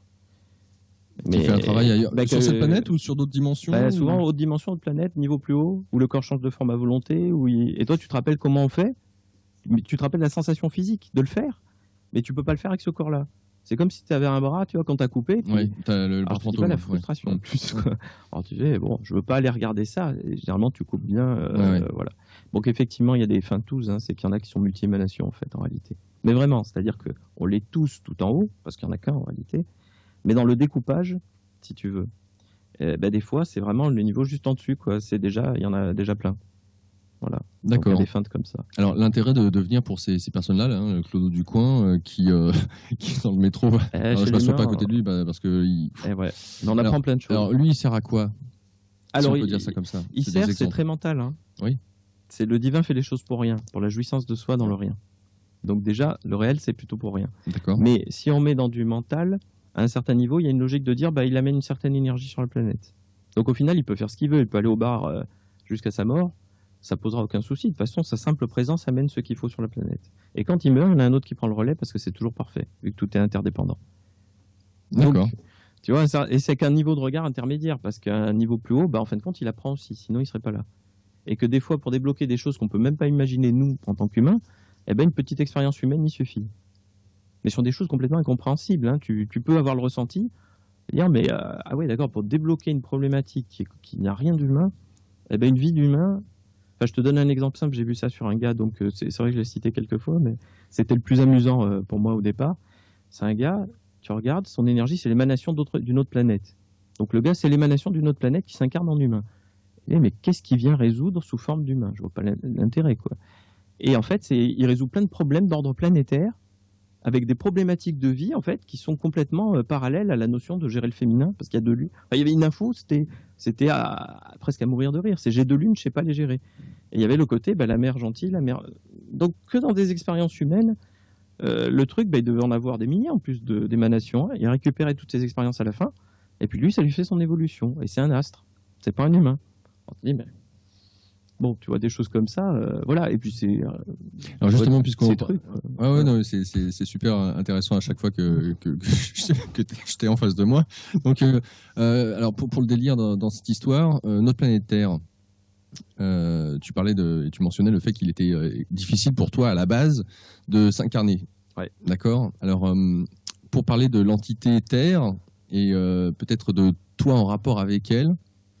C'est un rapport à la mer compliqué, on va dire, mais au sens, le rapport au féminin. Tu vas être sur le père, tu es sur le haut, le rapport à la mer en bas. Donc le père, c'est les instincts de mort et la mère de vie. Alors, on va dire, c'est le père au sens, c'est la goutte blanche, hein, et goutte rouge, c'est le rapport à la mer, voilà, c'est plutôt en bas. Oui, on peut voir pulsion de vie, c'est la jouissance, si tu veux. La mère enseigne la jouissance, le père enseigne la vérité. Hein. C'est-à-dire qu'en fait, alors le père, c'est pas le bon mot. Le masculin, parce que tout le monde est masculin et féminin, tout le monde a sa vérité, sa jouissance. Mais le rôle du masculin, c'est d'enseigner la vérité. Dans une famille, c'est comme ça, c'est le père qui transmet le fonctionnement de la famille aux enfants, en sachant que le patriarche, il peut être en positif et en négatif. Hein. En positif, normalement, il est censé aider les enfants à trouver leur vérité, en faisant miroir, en les renvoyant sur eux. En négatif, il va soit imposer sa vérité, c'est-à-dire dire, voilà, le monde marche comme ça et pas autrement, c'est le type occidental, on va dire, soit interdire l'enseignement. Là, tu es sur le type tyran, on brûle les livres, et puis voilà. Donc ça, c'est le patriarche en négatif. Et la mère, le féminin, donc le rapport en bas, en positif, ça enseigne la jouissance, mais par osmose. Si la mère s'autorise la jouissance, ou la part féminine s'autorise la jouissance, les enfants savent jouir de la vie. Si elle est castratrice, donc elle s'interdit la jouissance, elle-même, eh ben, les enfants ne vont pas apprendre à jouir de la vie. Donc il y a ces deux pulsions à travailler. Et en rapport avec ses parents, parce que c'est comment toi tu as perçu tes parents. C'était pas tes parents tels qu'ils étaient. Il faut bien comprendre que bon, tous les parents font comme ils peuvent. On est bien placé pour le savoir. Mais comment est-ce qu'on a perçu nos parents et on s'est structuré par rapport à eux, voilà, et par rapport aux ancêtres. Tu vas voir tout ça derrière. Donc quand à un moment il y a un rapport, on va dire à la matière, parce que à la mer qui est trop compliqué à gérer, pas forcément la mer humaine, mais comment est-ce que même à travers son karma on a géré les mers et tout ça, et bon, on peut arriver à un niveau où on se barre complètement, quoi. On n'est plus du tout là. Donc il y a plus cette notion de jouissance de la vie, il y a une notion complètement différente qui s'installe. Mais voilà. Cette notion-là est-elle alors je vais dire le premier élément qui me vient, c'est est-elle mieux ou bonne, mais ça veut rien dire par rapport à toi. Donc je ne sais pas comment la qualifier. Est-ce que ça devrait être, mais là aussi c'est extrêmement difficile de poser des questions avec toi du fait que tout est relatif. Quelque chose de, oui, parce que le monde est comme ça et que en fait tu peux pas savoir comment l'autre jouit de la vie. Mais il n'empêche que on peut aller quasiment infiniment dans la jouissance en bas, jusqu'aux extases mystiques énormes, quoi. Tout comme on peut monter dans la vérité en haut. Hein, on peut être dans des états, moi je travaille que le bas, je peux te dire que bon, t'es content des fois. Hein, c'est dur de supporter par moment. Voilà. Je sais que je travaille sur quelqu'un, par exemple, je vais prendre tous les miroirs. Donc dès que je vais travailler sur le bas, moi le lendemain, j'ai un rapport au corps qui va changer, un rapport à... Parce que maintenant justement je travaille à incarner avec puissance pour faire descendre en fait. Sinon je fais que me barrer, hein, ça sert à rien. Donc, et tu rentres dans des états de jouissance qui sont presque difficiles à supporter en fin de compte. Cellulaire, hein, c'est physiologique. Tu es dans des orgasmes cellulaires, mais qui sont, tu dis, on va s'habituer un petit peu, puis on verra après, quoi. Donc le fait de travailler sur quelqu'un, de lui, par exemple, d'aider cette personne-là à s'ancrer par effet miroir. Ouais, parce que moi je travaille comme ça. Ouais. C'est quand tu veux contacter l'humain, au niveau humain, donc dans le cœur, l'énergie circule en 8. En 8, c'est l'infini. Hein. Ouais. C'est mon énergie t'enrichit, tu me la renvoies enrichie par la tienne, puis j'enrichis à nouveau. Et en fin de compte, on est deux, et puis on génère une centrale nucléaire à deux. Quand tu as deux humains qui ont froid, ils se rapprochent, ils ont chaud. Hein. Toutes les énergies marchent comme ça. Le problème, c'est qu'on a des armures énormes, et donc on est naturellement guérisseurs les uns pour les autres, mais on se l'interdit. Si tu es capable d'aller contacter ce niveau chez l'autre, donc d'enlever, en gros, tu enlèves ton armure, tout simplement. Tu laisses de l'espace au cœur, au centre, tu le laisses agir à travers toi. Et tu vas rentrer dans cette logique où l'autre t'enrichit, tu enrichis l'autre. Et c'est un partage. C'est deux cellules qui se réparent, deux cellules d'un corps qui se réparent l'une l'autre. Et effectivement, moi je travaille comme ça. Donc à partir de là, dès que je travaille sur quelqu'un, je travaille sur moi obligatoirement. Et du coup, je peux travailler indéfiniment. Pour ça, je peux faire une journée, tu avais vu, 11 heures avec 50 personnes. Tu prends n'importe quel guérisseur qui travaille en disant je suis thérapeute et puis je travaille sur toi, puis il va se vider. Au bout de la 5e personne, il va faire la sieste. Hein. Moi, je peux durer indéfiniment parce que je partage et que je suis pas en train de prendre le pouvoir sur l'autre. Je travaille sur mes problèmes à travers l'autre et inversement. Je sais que l'autre évolue, moi aussi. Et donc, je peux tenir indéfiniment, hein, jusqu'à la limite, en gros, de ma santé mentale. Comme j'explique, des fois, tu dis, bon, mon repère, c'est quand même, après j'ai sommeil, donc je coupe un peu une certaine énergie infinie parce que je sais pas trop où je vais, puis c'est toujours pareil. Tu dis, je joue à aller toujours un peu plus loin, puis peut-être un jour, je vais me prendre le mur quand même. Donc, c'est comme la méditation au départ, petit à petit, tu t'habitues. Tu dis, tiens, je peux me brancher 9 heures d'affilée sur une énergie non-stop. Est-ce qu'à un moment, est-ce que j'essaye plus? Est-ce que j'essaye pas plus? Est-ce que je vois si je peux ne pas dormir de la nuit, quasiment? Voilà. Bon, Jean-Pierre, lui, il est plutôt sur le bas, donc il fait ça. Hein. Il dort 2 heures par nuit, il se fait 15 heures de stage derrière, et puis il fait ça 8 jours d'affilée. Mais il n'a pas peur, il est habitué à brancher. Voilà. Donc tu vois, je Tu vas rentrer, Oui. c'est crescendo. C'est petit à petit, tu t'habitues, t'avances, parce que le mental, il veut être sûr, hein, c'est de la survie. Il dit, attends, enfin, l'ego, c'est plutôt l'ego. Besoin de valider. L'ego, il va dire, moi, je te laisse là, faire ce que tu veux tant que tu survis. Donc, je vais t'empêcher d'aller te prendre un mur. Par contre, si je vois que tu peux avancer, bah ok, et il lâche. Et comme ça, petit à petit, tu vois. Et Christophe, moi j'avais envie de te poser une question de candide. Ouais. Avec tous ces passages de frontières qui sont quand même, c'est un gros travail quand même. Hein. Est-ce que la notion d'harmonie existe? Est-ce que la notion de plaisir existe? Ah oui, oui. Tel que nous pouvons le ressentir sans avoir atteint ce niveau. C'est comme si à chaque fois, la jouissance est plus forte. Et encore, c'est rien. Hein. Si on est là, toute la remontée, c'est le plus. Enfin, on peut que s'amuser sur cette route. C'est une jouissance qui va jusqu'à atteindre un niveau infini, sans arrêt. Mais c'est excessif ou c'est infini? Pour nous, on est obligé de s'habituer petit à petit. En fait, ce qui se passe, c'est que alors là, je vais passer la nuit. Hein. Je vais essayer de faire vraiment un résumé très simple. Quand on travaille le bas, on est sur la sexualité, point barre, parce que la matière n'est que de la sexualité. Kundalini, c'est les énergies sexuelles. Hein. Quand elle s'inverse, effectivement, tu remontes. Donc en fait, qu'est-ce qui masque le bas? On a une couche d'anesthésie, une couche de souffrance, c'est-à-dire qu'on polarise en négatif la jouissance, et une couche de fuite, si on se barre, pour pas sentir la jouissance. Donc quand je travaille sur le bas, moi je travaille à enlever ces 3 couches, rien d'autre, dans la structure de la personne. Et donc ça travaille sur moi en retour. Donc tu t'aperçois de plus en plus que la vie elle-même n'est vraiment qu'une jouissance à l'état pur. C'est pour ça qu'on s'incarne dedans. Et ce qui se passe, c'est que tout devient de plus en plus jouissif. Et cette espèce d'orgasme constant qui s'installe transforme le corps physique en réalité. C'est lui qui permet de passer en haut débit. C'est-à-dire qu'en réalité, le secret du boulot spirituel, c'est d'être centré, c'est pas de se barrer en l'air. Et c'est pas de travailler que le bas, c'est un travail des deux. Et quand le moine, il médite dans la grotte, il est dans le vagin de la mère divine et il fait des extades mystiques. Hein. Faut pas croire que c'est quelque chose d'asexué. Mais c'est une sexualité désincarnée. Et il va aller travailler la transformation du corps pour que le corps énergétique puisse supporter la descente d'un niveau énergétique plus haut. Et ce qu'on cherche à faire, c'est unir l'absolu et le relatif dans le cœur. Et quand ça c'est fini, l'humain est fini. On n'a plus rien à faire ici, on peut s'en aller. L'humain, c'est ça. Voilà. Et il y en a qui sont à des niveaux très hauts. Quand tu regardes le corps énergétique d'Ama, je dis, il n'y a plus de courant. C'est un aquarium. Et au centre, il y a un truc énorme. Et c'est elle qui provoque la connexion vers le divin. Ça descend pas d'en haut, c'est du centre vers le haut. C'est elle qui balance. Donc on n'est plus dans des niveaux, on est sur la fin de l'humain, quoi. Mais c'est aussi un échange, comme tu le disais tout à l'heure, au niveau de l'infini. Je te donne mon énergie, je te donne mon énergie. C'est ça, qu'est-ce qu'elle fait? Elle se sente dans le cœur et puis elle te fait un câlin à tout le monde. Et puis voilà. Ah, parce qu'elle reste une nuit entière, elle se relève le lendemain matin bouger, à 7 heures, sans rien. Parce que elle est, pour moi, elle est déjà vers la fin de l'humain, quoi. Je me suis amusé à me brancher dessus pour voir. C'est quand tu cherches des indices sur l'évolution, tu te branches sur ceux qui sont plus évolués pour voir. Et effectivement, le corps, il ressemble plus trop. Nous, on a des courants partout. Courant, il n'y en a plus. Pour moi, les gens qui travaillent sur eux, ils ont de la lumière et du feu. Elle, il n'y a déjà plus ni l'un ni l'autre. C'est uni dans le cœur et dans le centre, c'est un goût particulier qui est son goût du divin. Et il y a un soleil comme ça au centre, quoi. Donc, on joue plus dans les mêmes niveaux, quoi. C'est clair, c'est le niveau. Mais elle a le haut et le bas. Et c'est pour ça qu'elle a le centre qui est ouvert. Et après, elle n'a pas fini l'humain, elle est toujours là. Elle fait juste une expérience de câlin pour toute la planète. Elle fait pire comme expérience. Mais c'est son expérience quand même, et elle la vit. Et c'est une fin quand même. Et c'est une fin, je sais pas, ça se trouve, elle n'a pas fini. Hein.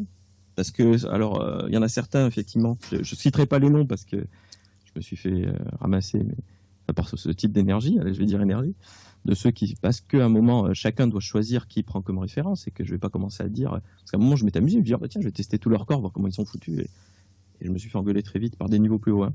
On dit, chacun doit choisir sa vérité. Sinon, tu passes dans le patriarche négatif. Je t'impose ma vérité. Ou tu vois, donc le but n'étant pas ça, voilà. Mais il y en a certains, effectivement, ils reviendront plus chez l'humain et des connus.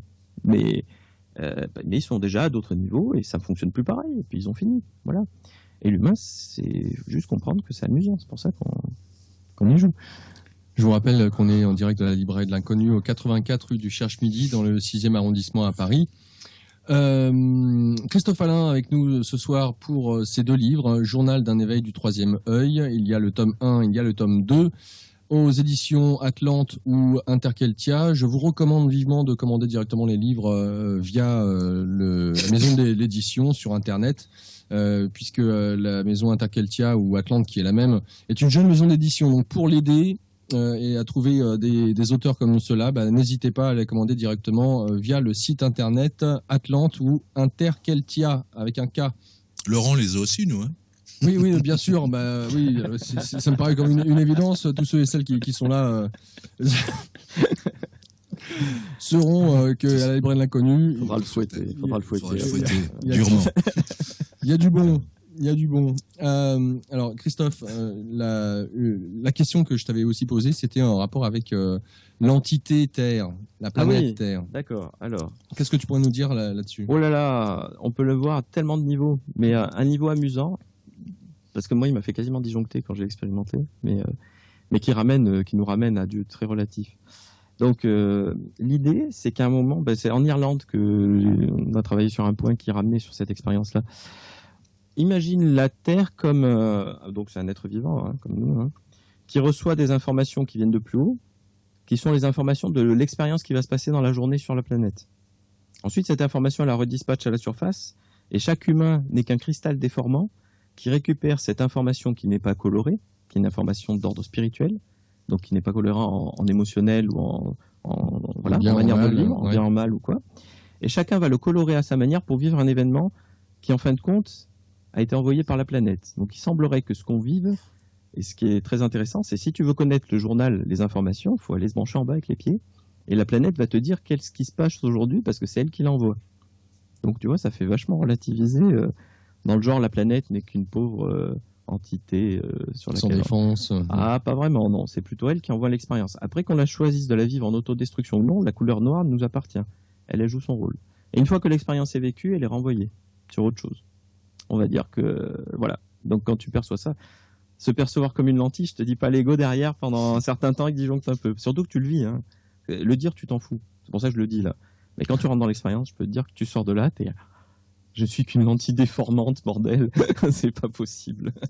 Bah si, l'humain, c'est ça. Et donc, la planète, c'est elle qui centralise, reçoit l'information d'évolution, d'expérience. Elle redispatche sur la surface et elle récupère. Elle est sympa de nous soumettre. Enfin, de nous soumettre l'information. Nous, on est des antennes. Vous en faites ce que vous voulez, mais c'est ça. Voilà, elle nous laisse le libre de. Elle fait son rôle. Il n'y a pas de libre arbitre, hein, donc elle joue son rôle comme un archange. Donc son rôle, c'est de récupérer une information du divin qui est pas colorée, donc qui est ni bien ni mal. Et ensuite, chacun en fait l'expérience qu'il veut, en sachant que ça peut aller de autodestruction totale jusqu'à jouissance totale pour la même chose. Hein. C'est tout dépend de comment la personne choisit de le vivre. Et c'est là que le libre arbitre de l'humain joue, justement. J'aimerais que tu puisses rappeler cette expérience que tu as eue avec un démon, ou un archange qui s'est transformé en démon. Je t'explique pourquoi est-ce que je souhaiterais que tu mettes en avant cette information-là, au vu de tout ce qu'on peut traiter à l'antenne, surtout en ce moment, avec les informations, entre guillemets, dites sombres, et de voir justement l'utilité de cette dernière, de nous faire peut-être un peu basculer sur ce qui paraît sombre, ne l'est peut-être pas tout autant. Alors, si tu veux, je vais te le définir encore autrement. C'est à quoi sert l'obscurité et la peur, et à quoi sert le diable. Tiens, on va le dire comme ça. Qu'est-ce que c'est le diable? C'est la liberté et la jouissance. Sauf qu'on en a très peur, on l'a diabolisé. Au départ, c'est le deuxième chakra. Hein, c'est ça, hein, c'est la fourche. Le deuxième chakra, c'est le choix, la liberté. Et on a pris un faune et on en a fait le diable. Mais c'est normal, quand le christianisme s'est implanté, il a dû brûler les anciennes icônes celtes. Et pour ça, il a diabolisé la terre, le bas. Donc en fait, le diable, ça n'est que jouissance et liberté. Hein. Et on n'aime pas ça, on en a très peur dans beaucoup d'institutions. Enfin, toutes les institutions ne veulent pas que les humains soient libres, en fait. Parce que ça marche comme ça. Je parle des égrégores, pas forcément. Donc voilà. Donc le diable, c'est ça. L'obscurité, c'est ce qui nous sert à ne voir que ce qu'on est capable de voir. Le problème, c'est est-ce qu'elle est au bon endroit ou pas. C'est comme la lumière. Est-ce que tu veux vraiment tout mettre en lumière? J'en ai fait l'expérience. Il y a des trucs, quand tu les perçois en tant qu'humain, tu te disjonctes. Et c'est là que tu comprends et que tu dis merci de ne pas le voir. Parce que tu passes une nuit à sortir et rentrer tu sais, comme si la caméra bougeait dans tous les sens, en point de vue sur ton corps, plus une tonne d'informations que tu peux plus gérer avec ton cerveau. Et tu te demandes, attends, tu veux tout mettre en lumière, voilà. Ça, c'est un processus inconscient qui marche chez tout le monde.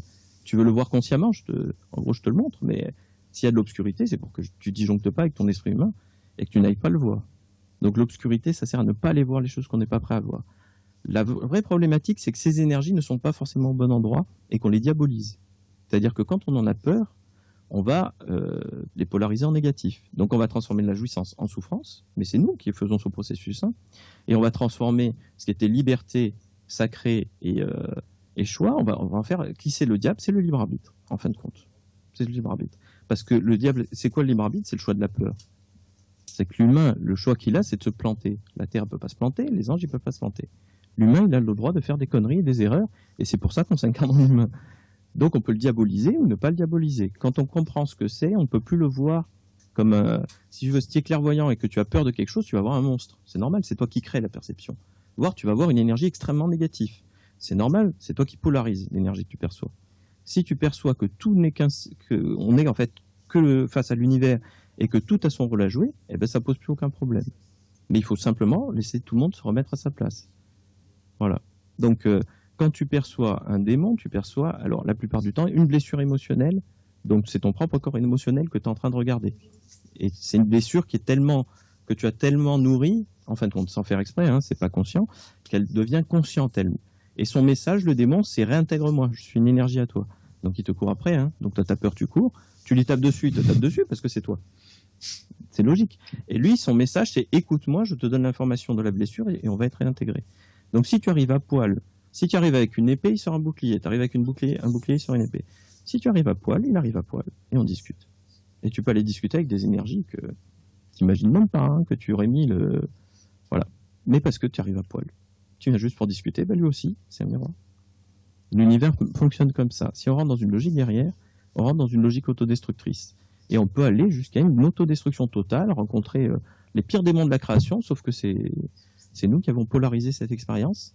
Et effectivement, on a le droit de le faire parce qu'on a le libre arbitre et que c'est un choix qu'on peut faire. Ouais. Est-ce que la manipulation à une grande échelle peut exister là? Rien ne peut t'affecter si tu ne le veux pas à un certain niveau. Donc en fait, c'est qu'à un certain niveau, qu'est-ce qui se passe? Si on a une logique de contrôle de l'humain qui se met en place, c'est que nous-mêmes, nous voulons contrôler nos semblables parce que nous en avons peur.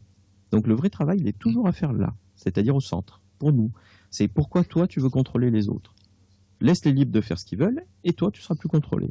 Donc pour faire évoluer le monde où tu es, donc, parce que chacun est dans son monde, hein, attention, hein, tu vois ce que je t'ai expliqué avec les couleurs eh ben, ce que chacun va vivre, c'est complètement différent. Donc si tu veux faire évoluer ton monde, il faut toi que tu résolves ta volonté de contrôler les autres, ta volonté de les... Enfin tu vois, c'est toujours là que ça se passe, c'est pas ailleurs. Et quand c'est fait, il n'y a plus de problème. Parce que tout est divin par nature. C'est notre perception duelle qui crée la peur. Enfin qui crée cette vision duelle. Voilà. Alors, une question qui peut paraître simple, mais je vais la poser quand même.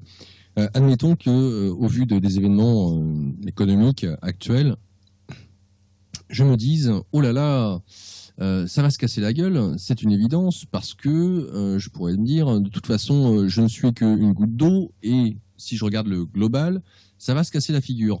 Vite, vite, fuyons les grandes villes, allons nous planquer à la campagne, que je fasse des réserves diverses et variées, genre prendre toutes sortes de graines pour faire mon potager et autres. J'ai rencontré un auditeur qui me parlait du survivalisme, donc apprendre toutes sortes de techniques, de méthodes pour survivre en cas d'effondrement du système. Et puis sur Internet, on voit aussi que les bunkers, ça se vend bien aussi. Hein, c'est 2012. Voilà, 2012. Non, ouais. C'est vrai, hein, François. Ah ouais. Donc, par rapport à ce genre de conception, finalement, en étant placé dans cette conception-là, est-ce à dire que qu'on a beau être, je dirais, quelqu'un de très positif, de très lumineux, entre guillemets, de vouloir le bien à autrui, je suis interdépendant et je constate que l'ensemble, la globalité, la majorité de ce qui va là, de ce qui se passe sur Terre, va m'affecter forcément.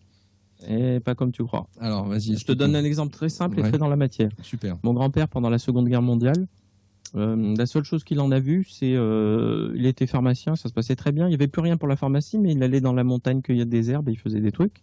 Ça se passait très bien pour lui. Il a croisé un Allemand un jour qui a mis une mitraillette sur le ventre, qu'il a volé son vélo. Pour lui, c'est à ça que se résume la Seconde Guerre mondiale. Mon grand-oncle, il est passé dans un camp il s'est retrouvé dans un camp, enfin il est revenu complètement timbré. Donc au final, les deux personnes qui vivaient, l'oncle il vivait chez le grand-père, hein, ont vécu une expérience complètement différente, on a ramené quelque chose de complètement différent, et pourtant ils étaient parfaitement au même endroit. Donc au final, tout dépend du choix de chacun. mais pas forcément du choix conscient. Et ouais. Ah, mais c'est Donc, c'est là que le travail hein. sur soi est intéressant. Mais on n'est pas encore humain, hein. On n'est pas encore totalement humain. Si on était humain, on créerait notre monde en conscience. Pour l'instant, on a des parts qui font des choix automatiques pour nous. Et c'est pour ça on est qu'on dans des travaille. schémas, on est dans des C'est pour ça que je répétitions, des travaille conditionnements. sur les autres et sur moi, parce que je suis pas plus évolué que les autres là où on est. J'ai juste une conscience plus étendue. Mais c'est pas. Par contre, le corps c'est le même, et je travaille justement à rendre conscient les choix, tout simplement. Mais voilà, il faut comprendre ça, c'est-à-dire que rien ne peut nous affecter si on ne le veut pas. La question, c'est qu'est-ce que tu voulais? Mais pour aller remonter ça, des fois, c'est très, très, très tordu et compliqué, parce qu'on a un inconscient qui se structure en couches, en opposition, tu vois, donc c'est pas si simple. Après, il faut accepter que toute énergie a son utilité. On est dans un monde très mental qui s'est construit sur plein de fausses choses, qui ont été une évolution à un moment, mais qui n'en sont plus aujourd'hui. La notion de dynastie n'a plus rien à faire aujourd'hui.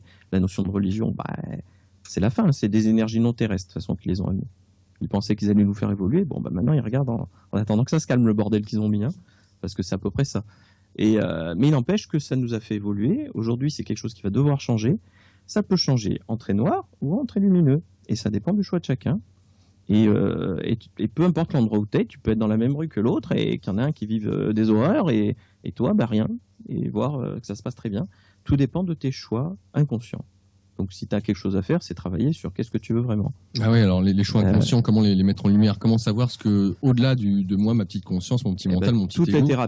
Toutes les thérapies qu'on fait, c'est pas pour rien qu'il y en a plein qui sont sorties là maintenant, pendant la période de changement où on est. C'est pour permettre de se mettre au clair sur plein de choses. Donc tu peux faire ce que tu veux comme thérapie, puisque de toute façon, c'est là pour ça.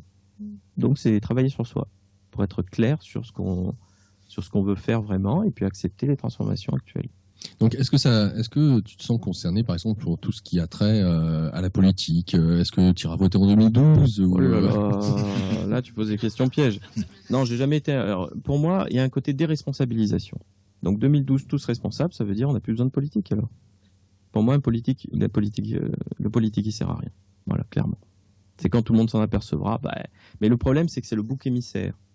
Et tant qu'on a besoin d'un bouc émissaire, parce que c'est historique, hein, ça fait bien avant toutes les religions qu'il y a le bouc émissaire.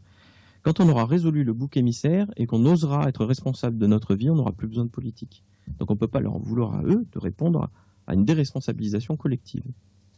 Il faut tous responsables, voilà. Et quand tout le monde sera responsable, il n'y aura plus de politique, mais pas besoin de violence pour que ça change. Et tu te sens pas un peu isolé quand tu parles comme ça?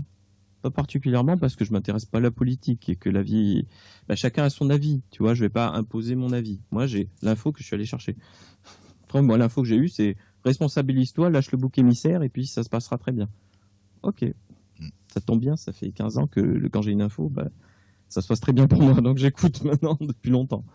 Voilà, l'info c'est ça. Après, l'info c'est la guerre, le chaos, la guerre civile. L'énergie du chaos, c'est une énergie qui permet de revenir à l'essentiel.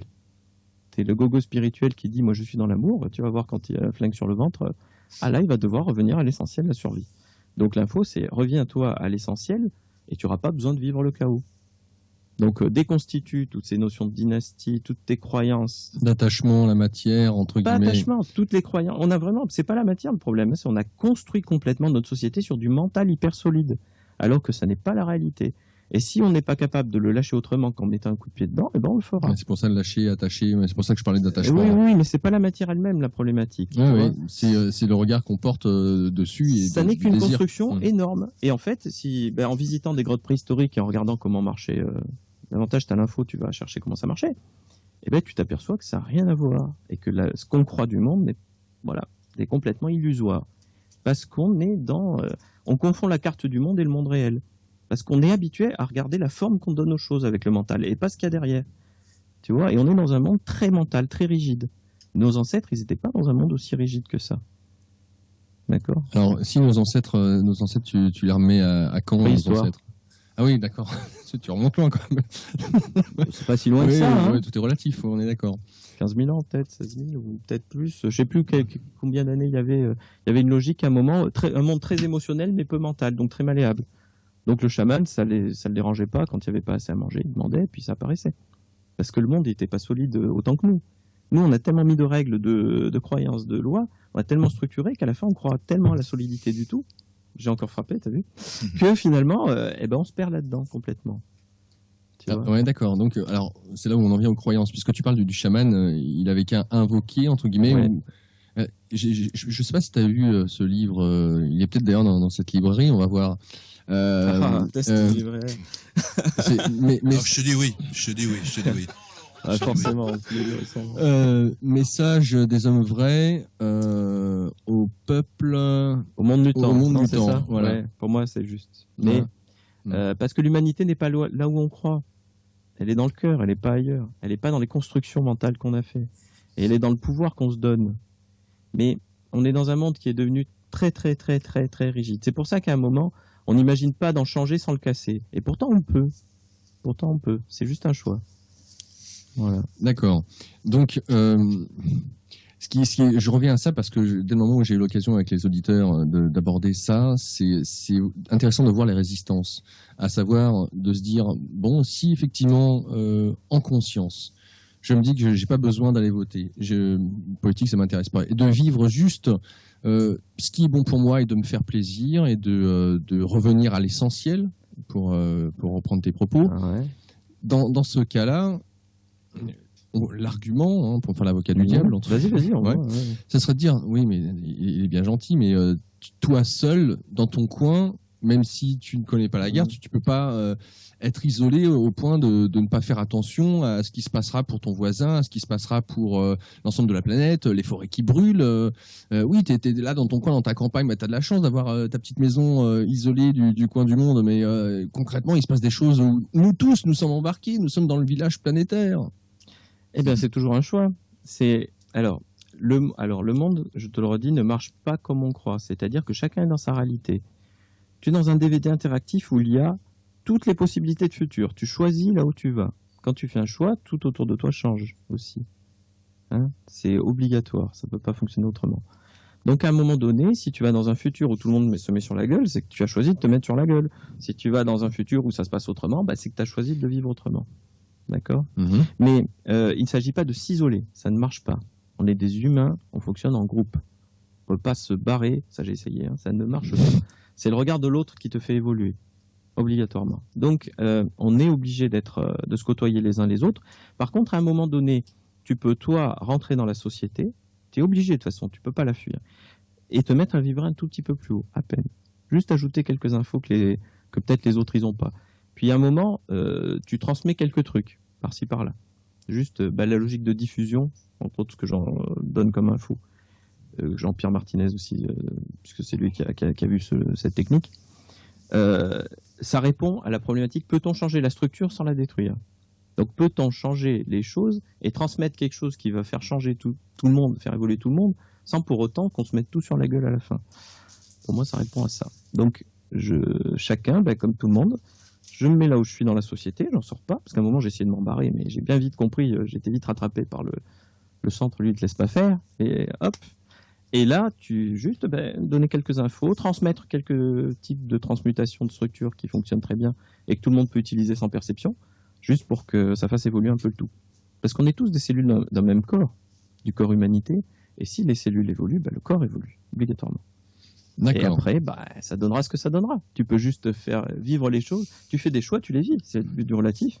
Et le résultat, on verra bien. La problématique, s'il y en a une, ça serait que les humains ont tendance à faire les choses dans l'attente d'un résultat, de quelque chose. Il est extrêmement difficile.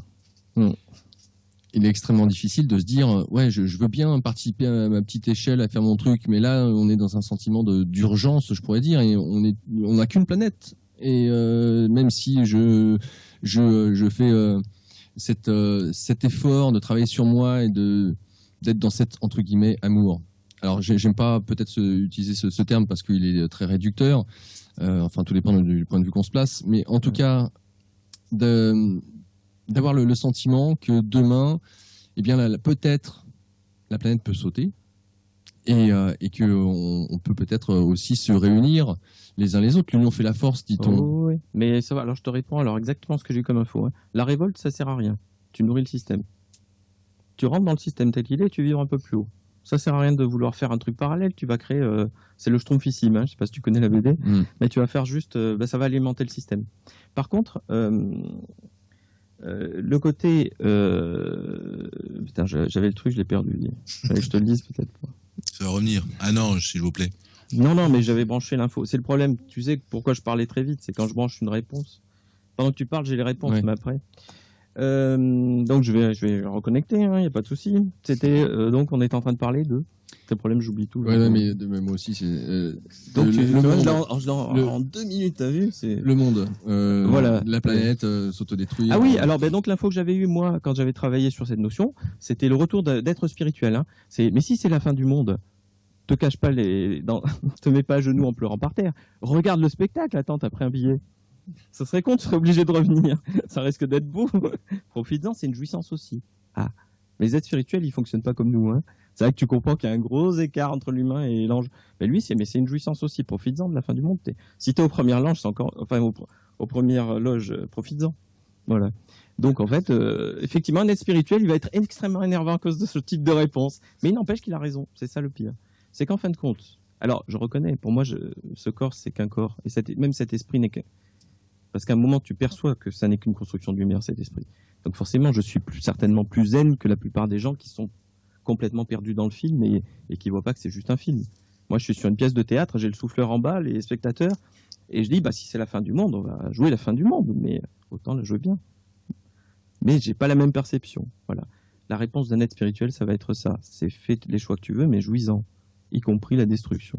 Et peu importe, de toute façon, si on rase tout, on reviendra sous une autre forme. Hein. Avant, il n'y avait que du gaz carbonique sur la surface de la planète. Hein. Si ça revient, la planète, elle s'en fout. Il y aura d'autres êtres et on s'incarnera dans d'autres êtres. Mais c'est pas un problème. Donc, autant jouer la pièce de théâtre qu'on a choisi de jouer et autant en jouir. Voilà. Mais c'est une réponse plutôt spirituelle. Et voilà, quand on peut l'intégrer en tant qu'humain, c'est jouissif. Quand on peut pas, travaillez sur vous en thérapie. C'est qu'à un moment, vous avez raté quelque chose. Tout le monde mourra. C'est la seule assurance qu'on a. Tu vois. Donc à un moment, faire ses choix puis les vivre et en jouir. Si on n'en jouit pas maintenant, c'est quand est-ce qu'on va jouir de la vie? Si c'est pas ici et maintenant que je jouis de ce que je fais, c'est pas en me disant un jour il y aura une société plus évoluée. Vu que de toute façon après, si tu as toujours plus évolué, t'imagines pas. On pourra toujours dire, mais pour être encore plus évolué, puis à un moment être heureux ici et maintenant, dans ce qu'on vit, et une transformation, c'est une jouissance aussi. Tu as un enfant, une femme. Je sais que ton enfant, il doit avoir peut-être 2 ans et demi. 2 ans et demi. Donc, il commence à parler, tout ça. Hein. Dans quelle mesure est-ce que parce que lui, il est connecté. Il n'a pas encore les structures mentales, peut-être qu'on a.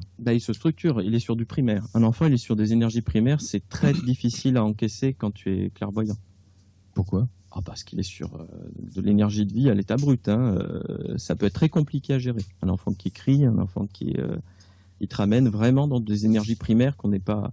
Alors, la plupart des gens ne le perçoivent pas, mais quand tu perçois vraiment le niveau primaire sous les couches d'émotionnel, de mental, de tout ce que tu veux, hein, dans du bien primaire réel derrière. Quand tu dis primaire, tu veux dire la mère, l'énergie féminine? Oui, l'énergie de vie à l'état brut. Tu vas voilà. avoir de la colère à l'état brut. Quand un enfant est en colère, c'est de la colère à l'état brut. C'est ce type d'énergie...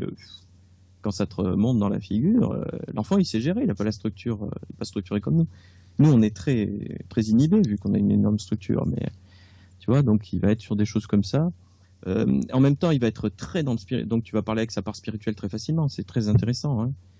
Mais lui, pour l'avoir vécu avec ma belle-sœur, donc j'ai pu voir puisque Théo est adopté, nous, hein, donc j'ai pas pu suivre toute la grossesse.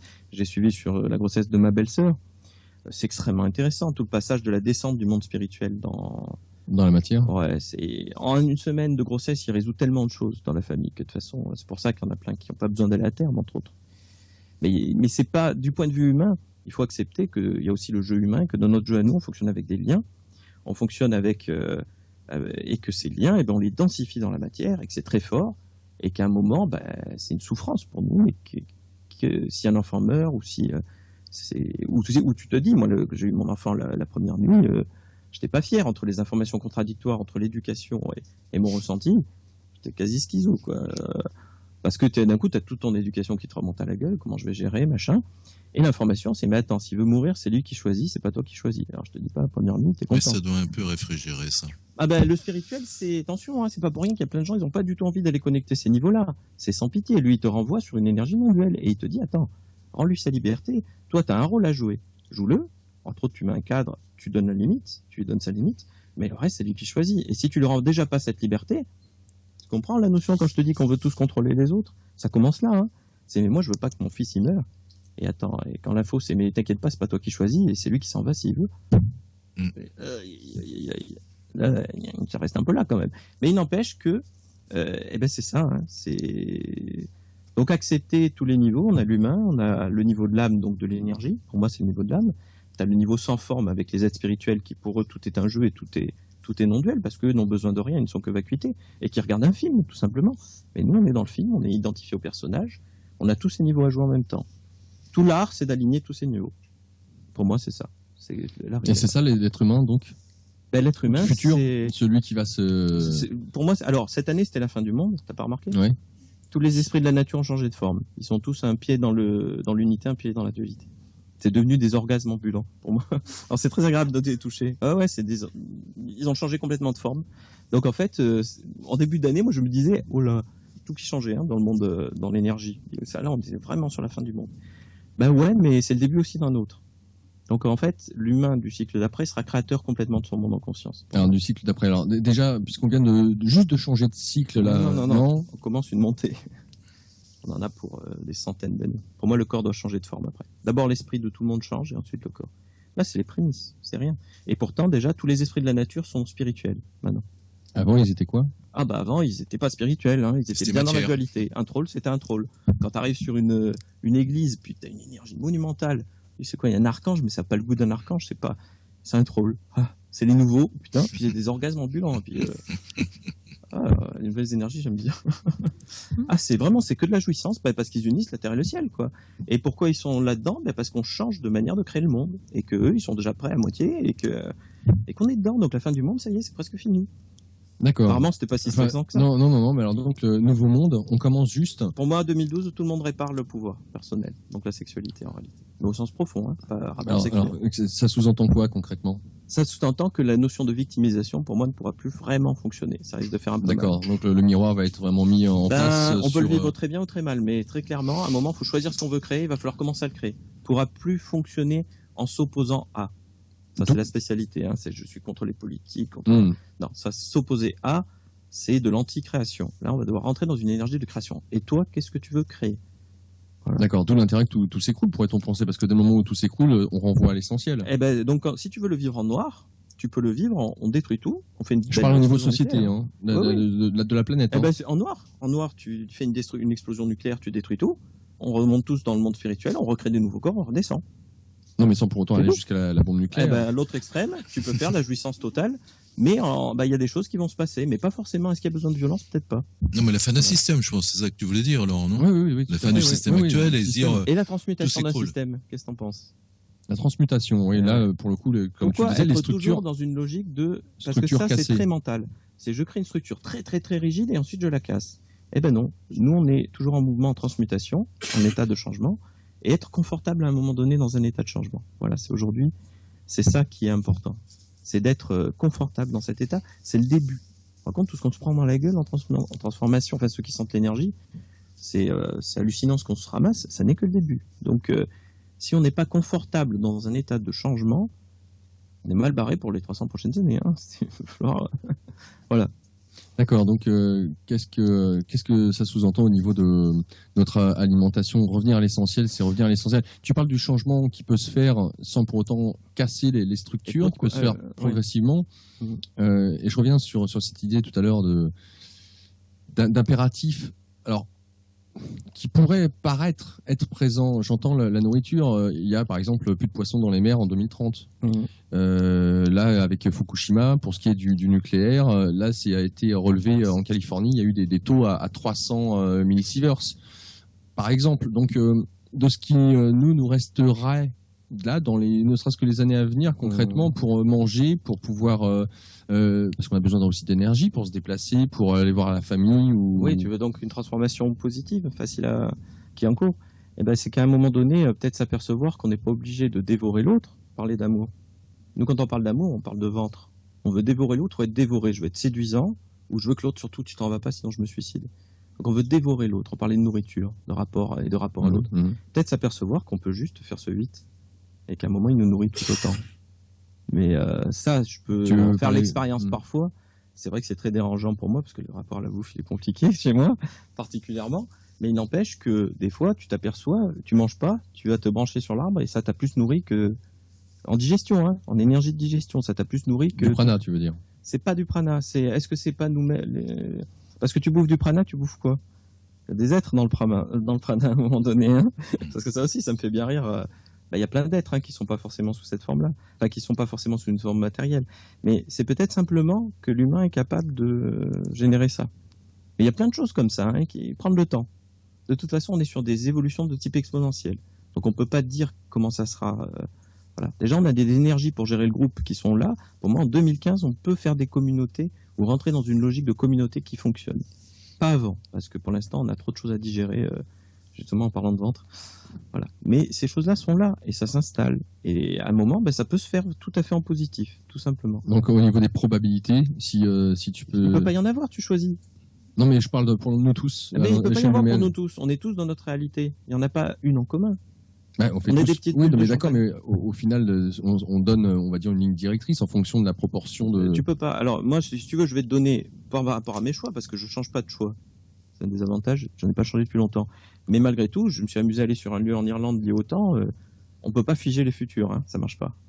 Il change tout le temps. Elle est passée aussi. Tu te vrilles la ligne du temps, là, c'est sûr, tu vas à l'asile psychiatrique.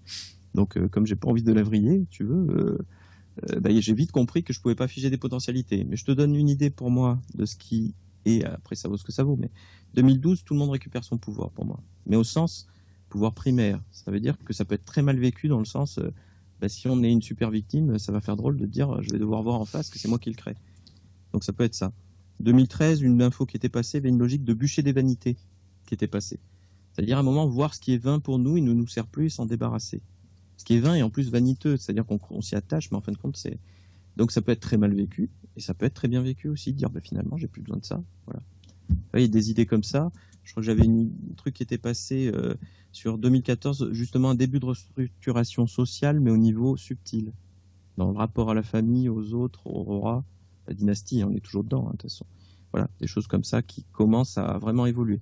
Cette année, on a viré, de toute façon, on a commencé à vraiment dégager les dynasties dans le subtil. En 2014, il y avait une idée comme ça. Voilà, mais si demain je vais 10 fois plus vite, il y a peut-être des choses qui vont aller plus vite. Et si je change d'avis, peut-être aller ailleurs. Et en même temps, mon choix, c'est peut-être pas le tien. Et vu qu'on est sur un DVD interactif où tu as toutes les réalités possibles, tu vois, Ouais. parce Donc, que c'est un peu compliqué. Mais il y a une idée comme ça pour moi, voilà, si je te donne une idée. merci à toi Christophe. Christophe Alain avec nous aujourd'hui dans le cadre de ce magazine en direct de la Librairie de l'Inconnu au 84 rue du Cherche-Midi dans le 6e arrondissement à Paris. Christophe Alain, Journal d'un éveil du troisième œil, tome 1, tome 2, aux éditions Interkeltia ou Atlante. Vous pouvez directement les commander via le site internet de l'éditeur, puisque c'est une jeune maison d'édition, Christelle Seval à sa tête, donc n'hésitez pas à les recommander, à les commander directement là-bas, ou alors, au plus proche, la librairie de l'Inconnu, 84 rue du Cherche-Midi. Comme quoi, ça servait, hein, ça Il est servait. arrivé. Ils sont là, les bouquins sont présents aussi, donc bien entendu... voilà, c'est la Eh ben, fin. au nom de Laurent Sévigny, donc.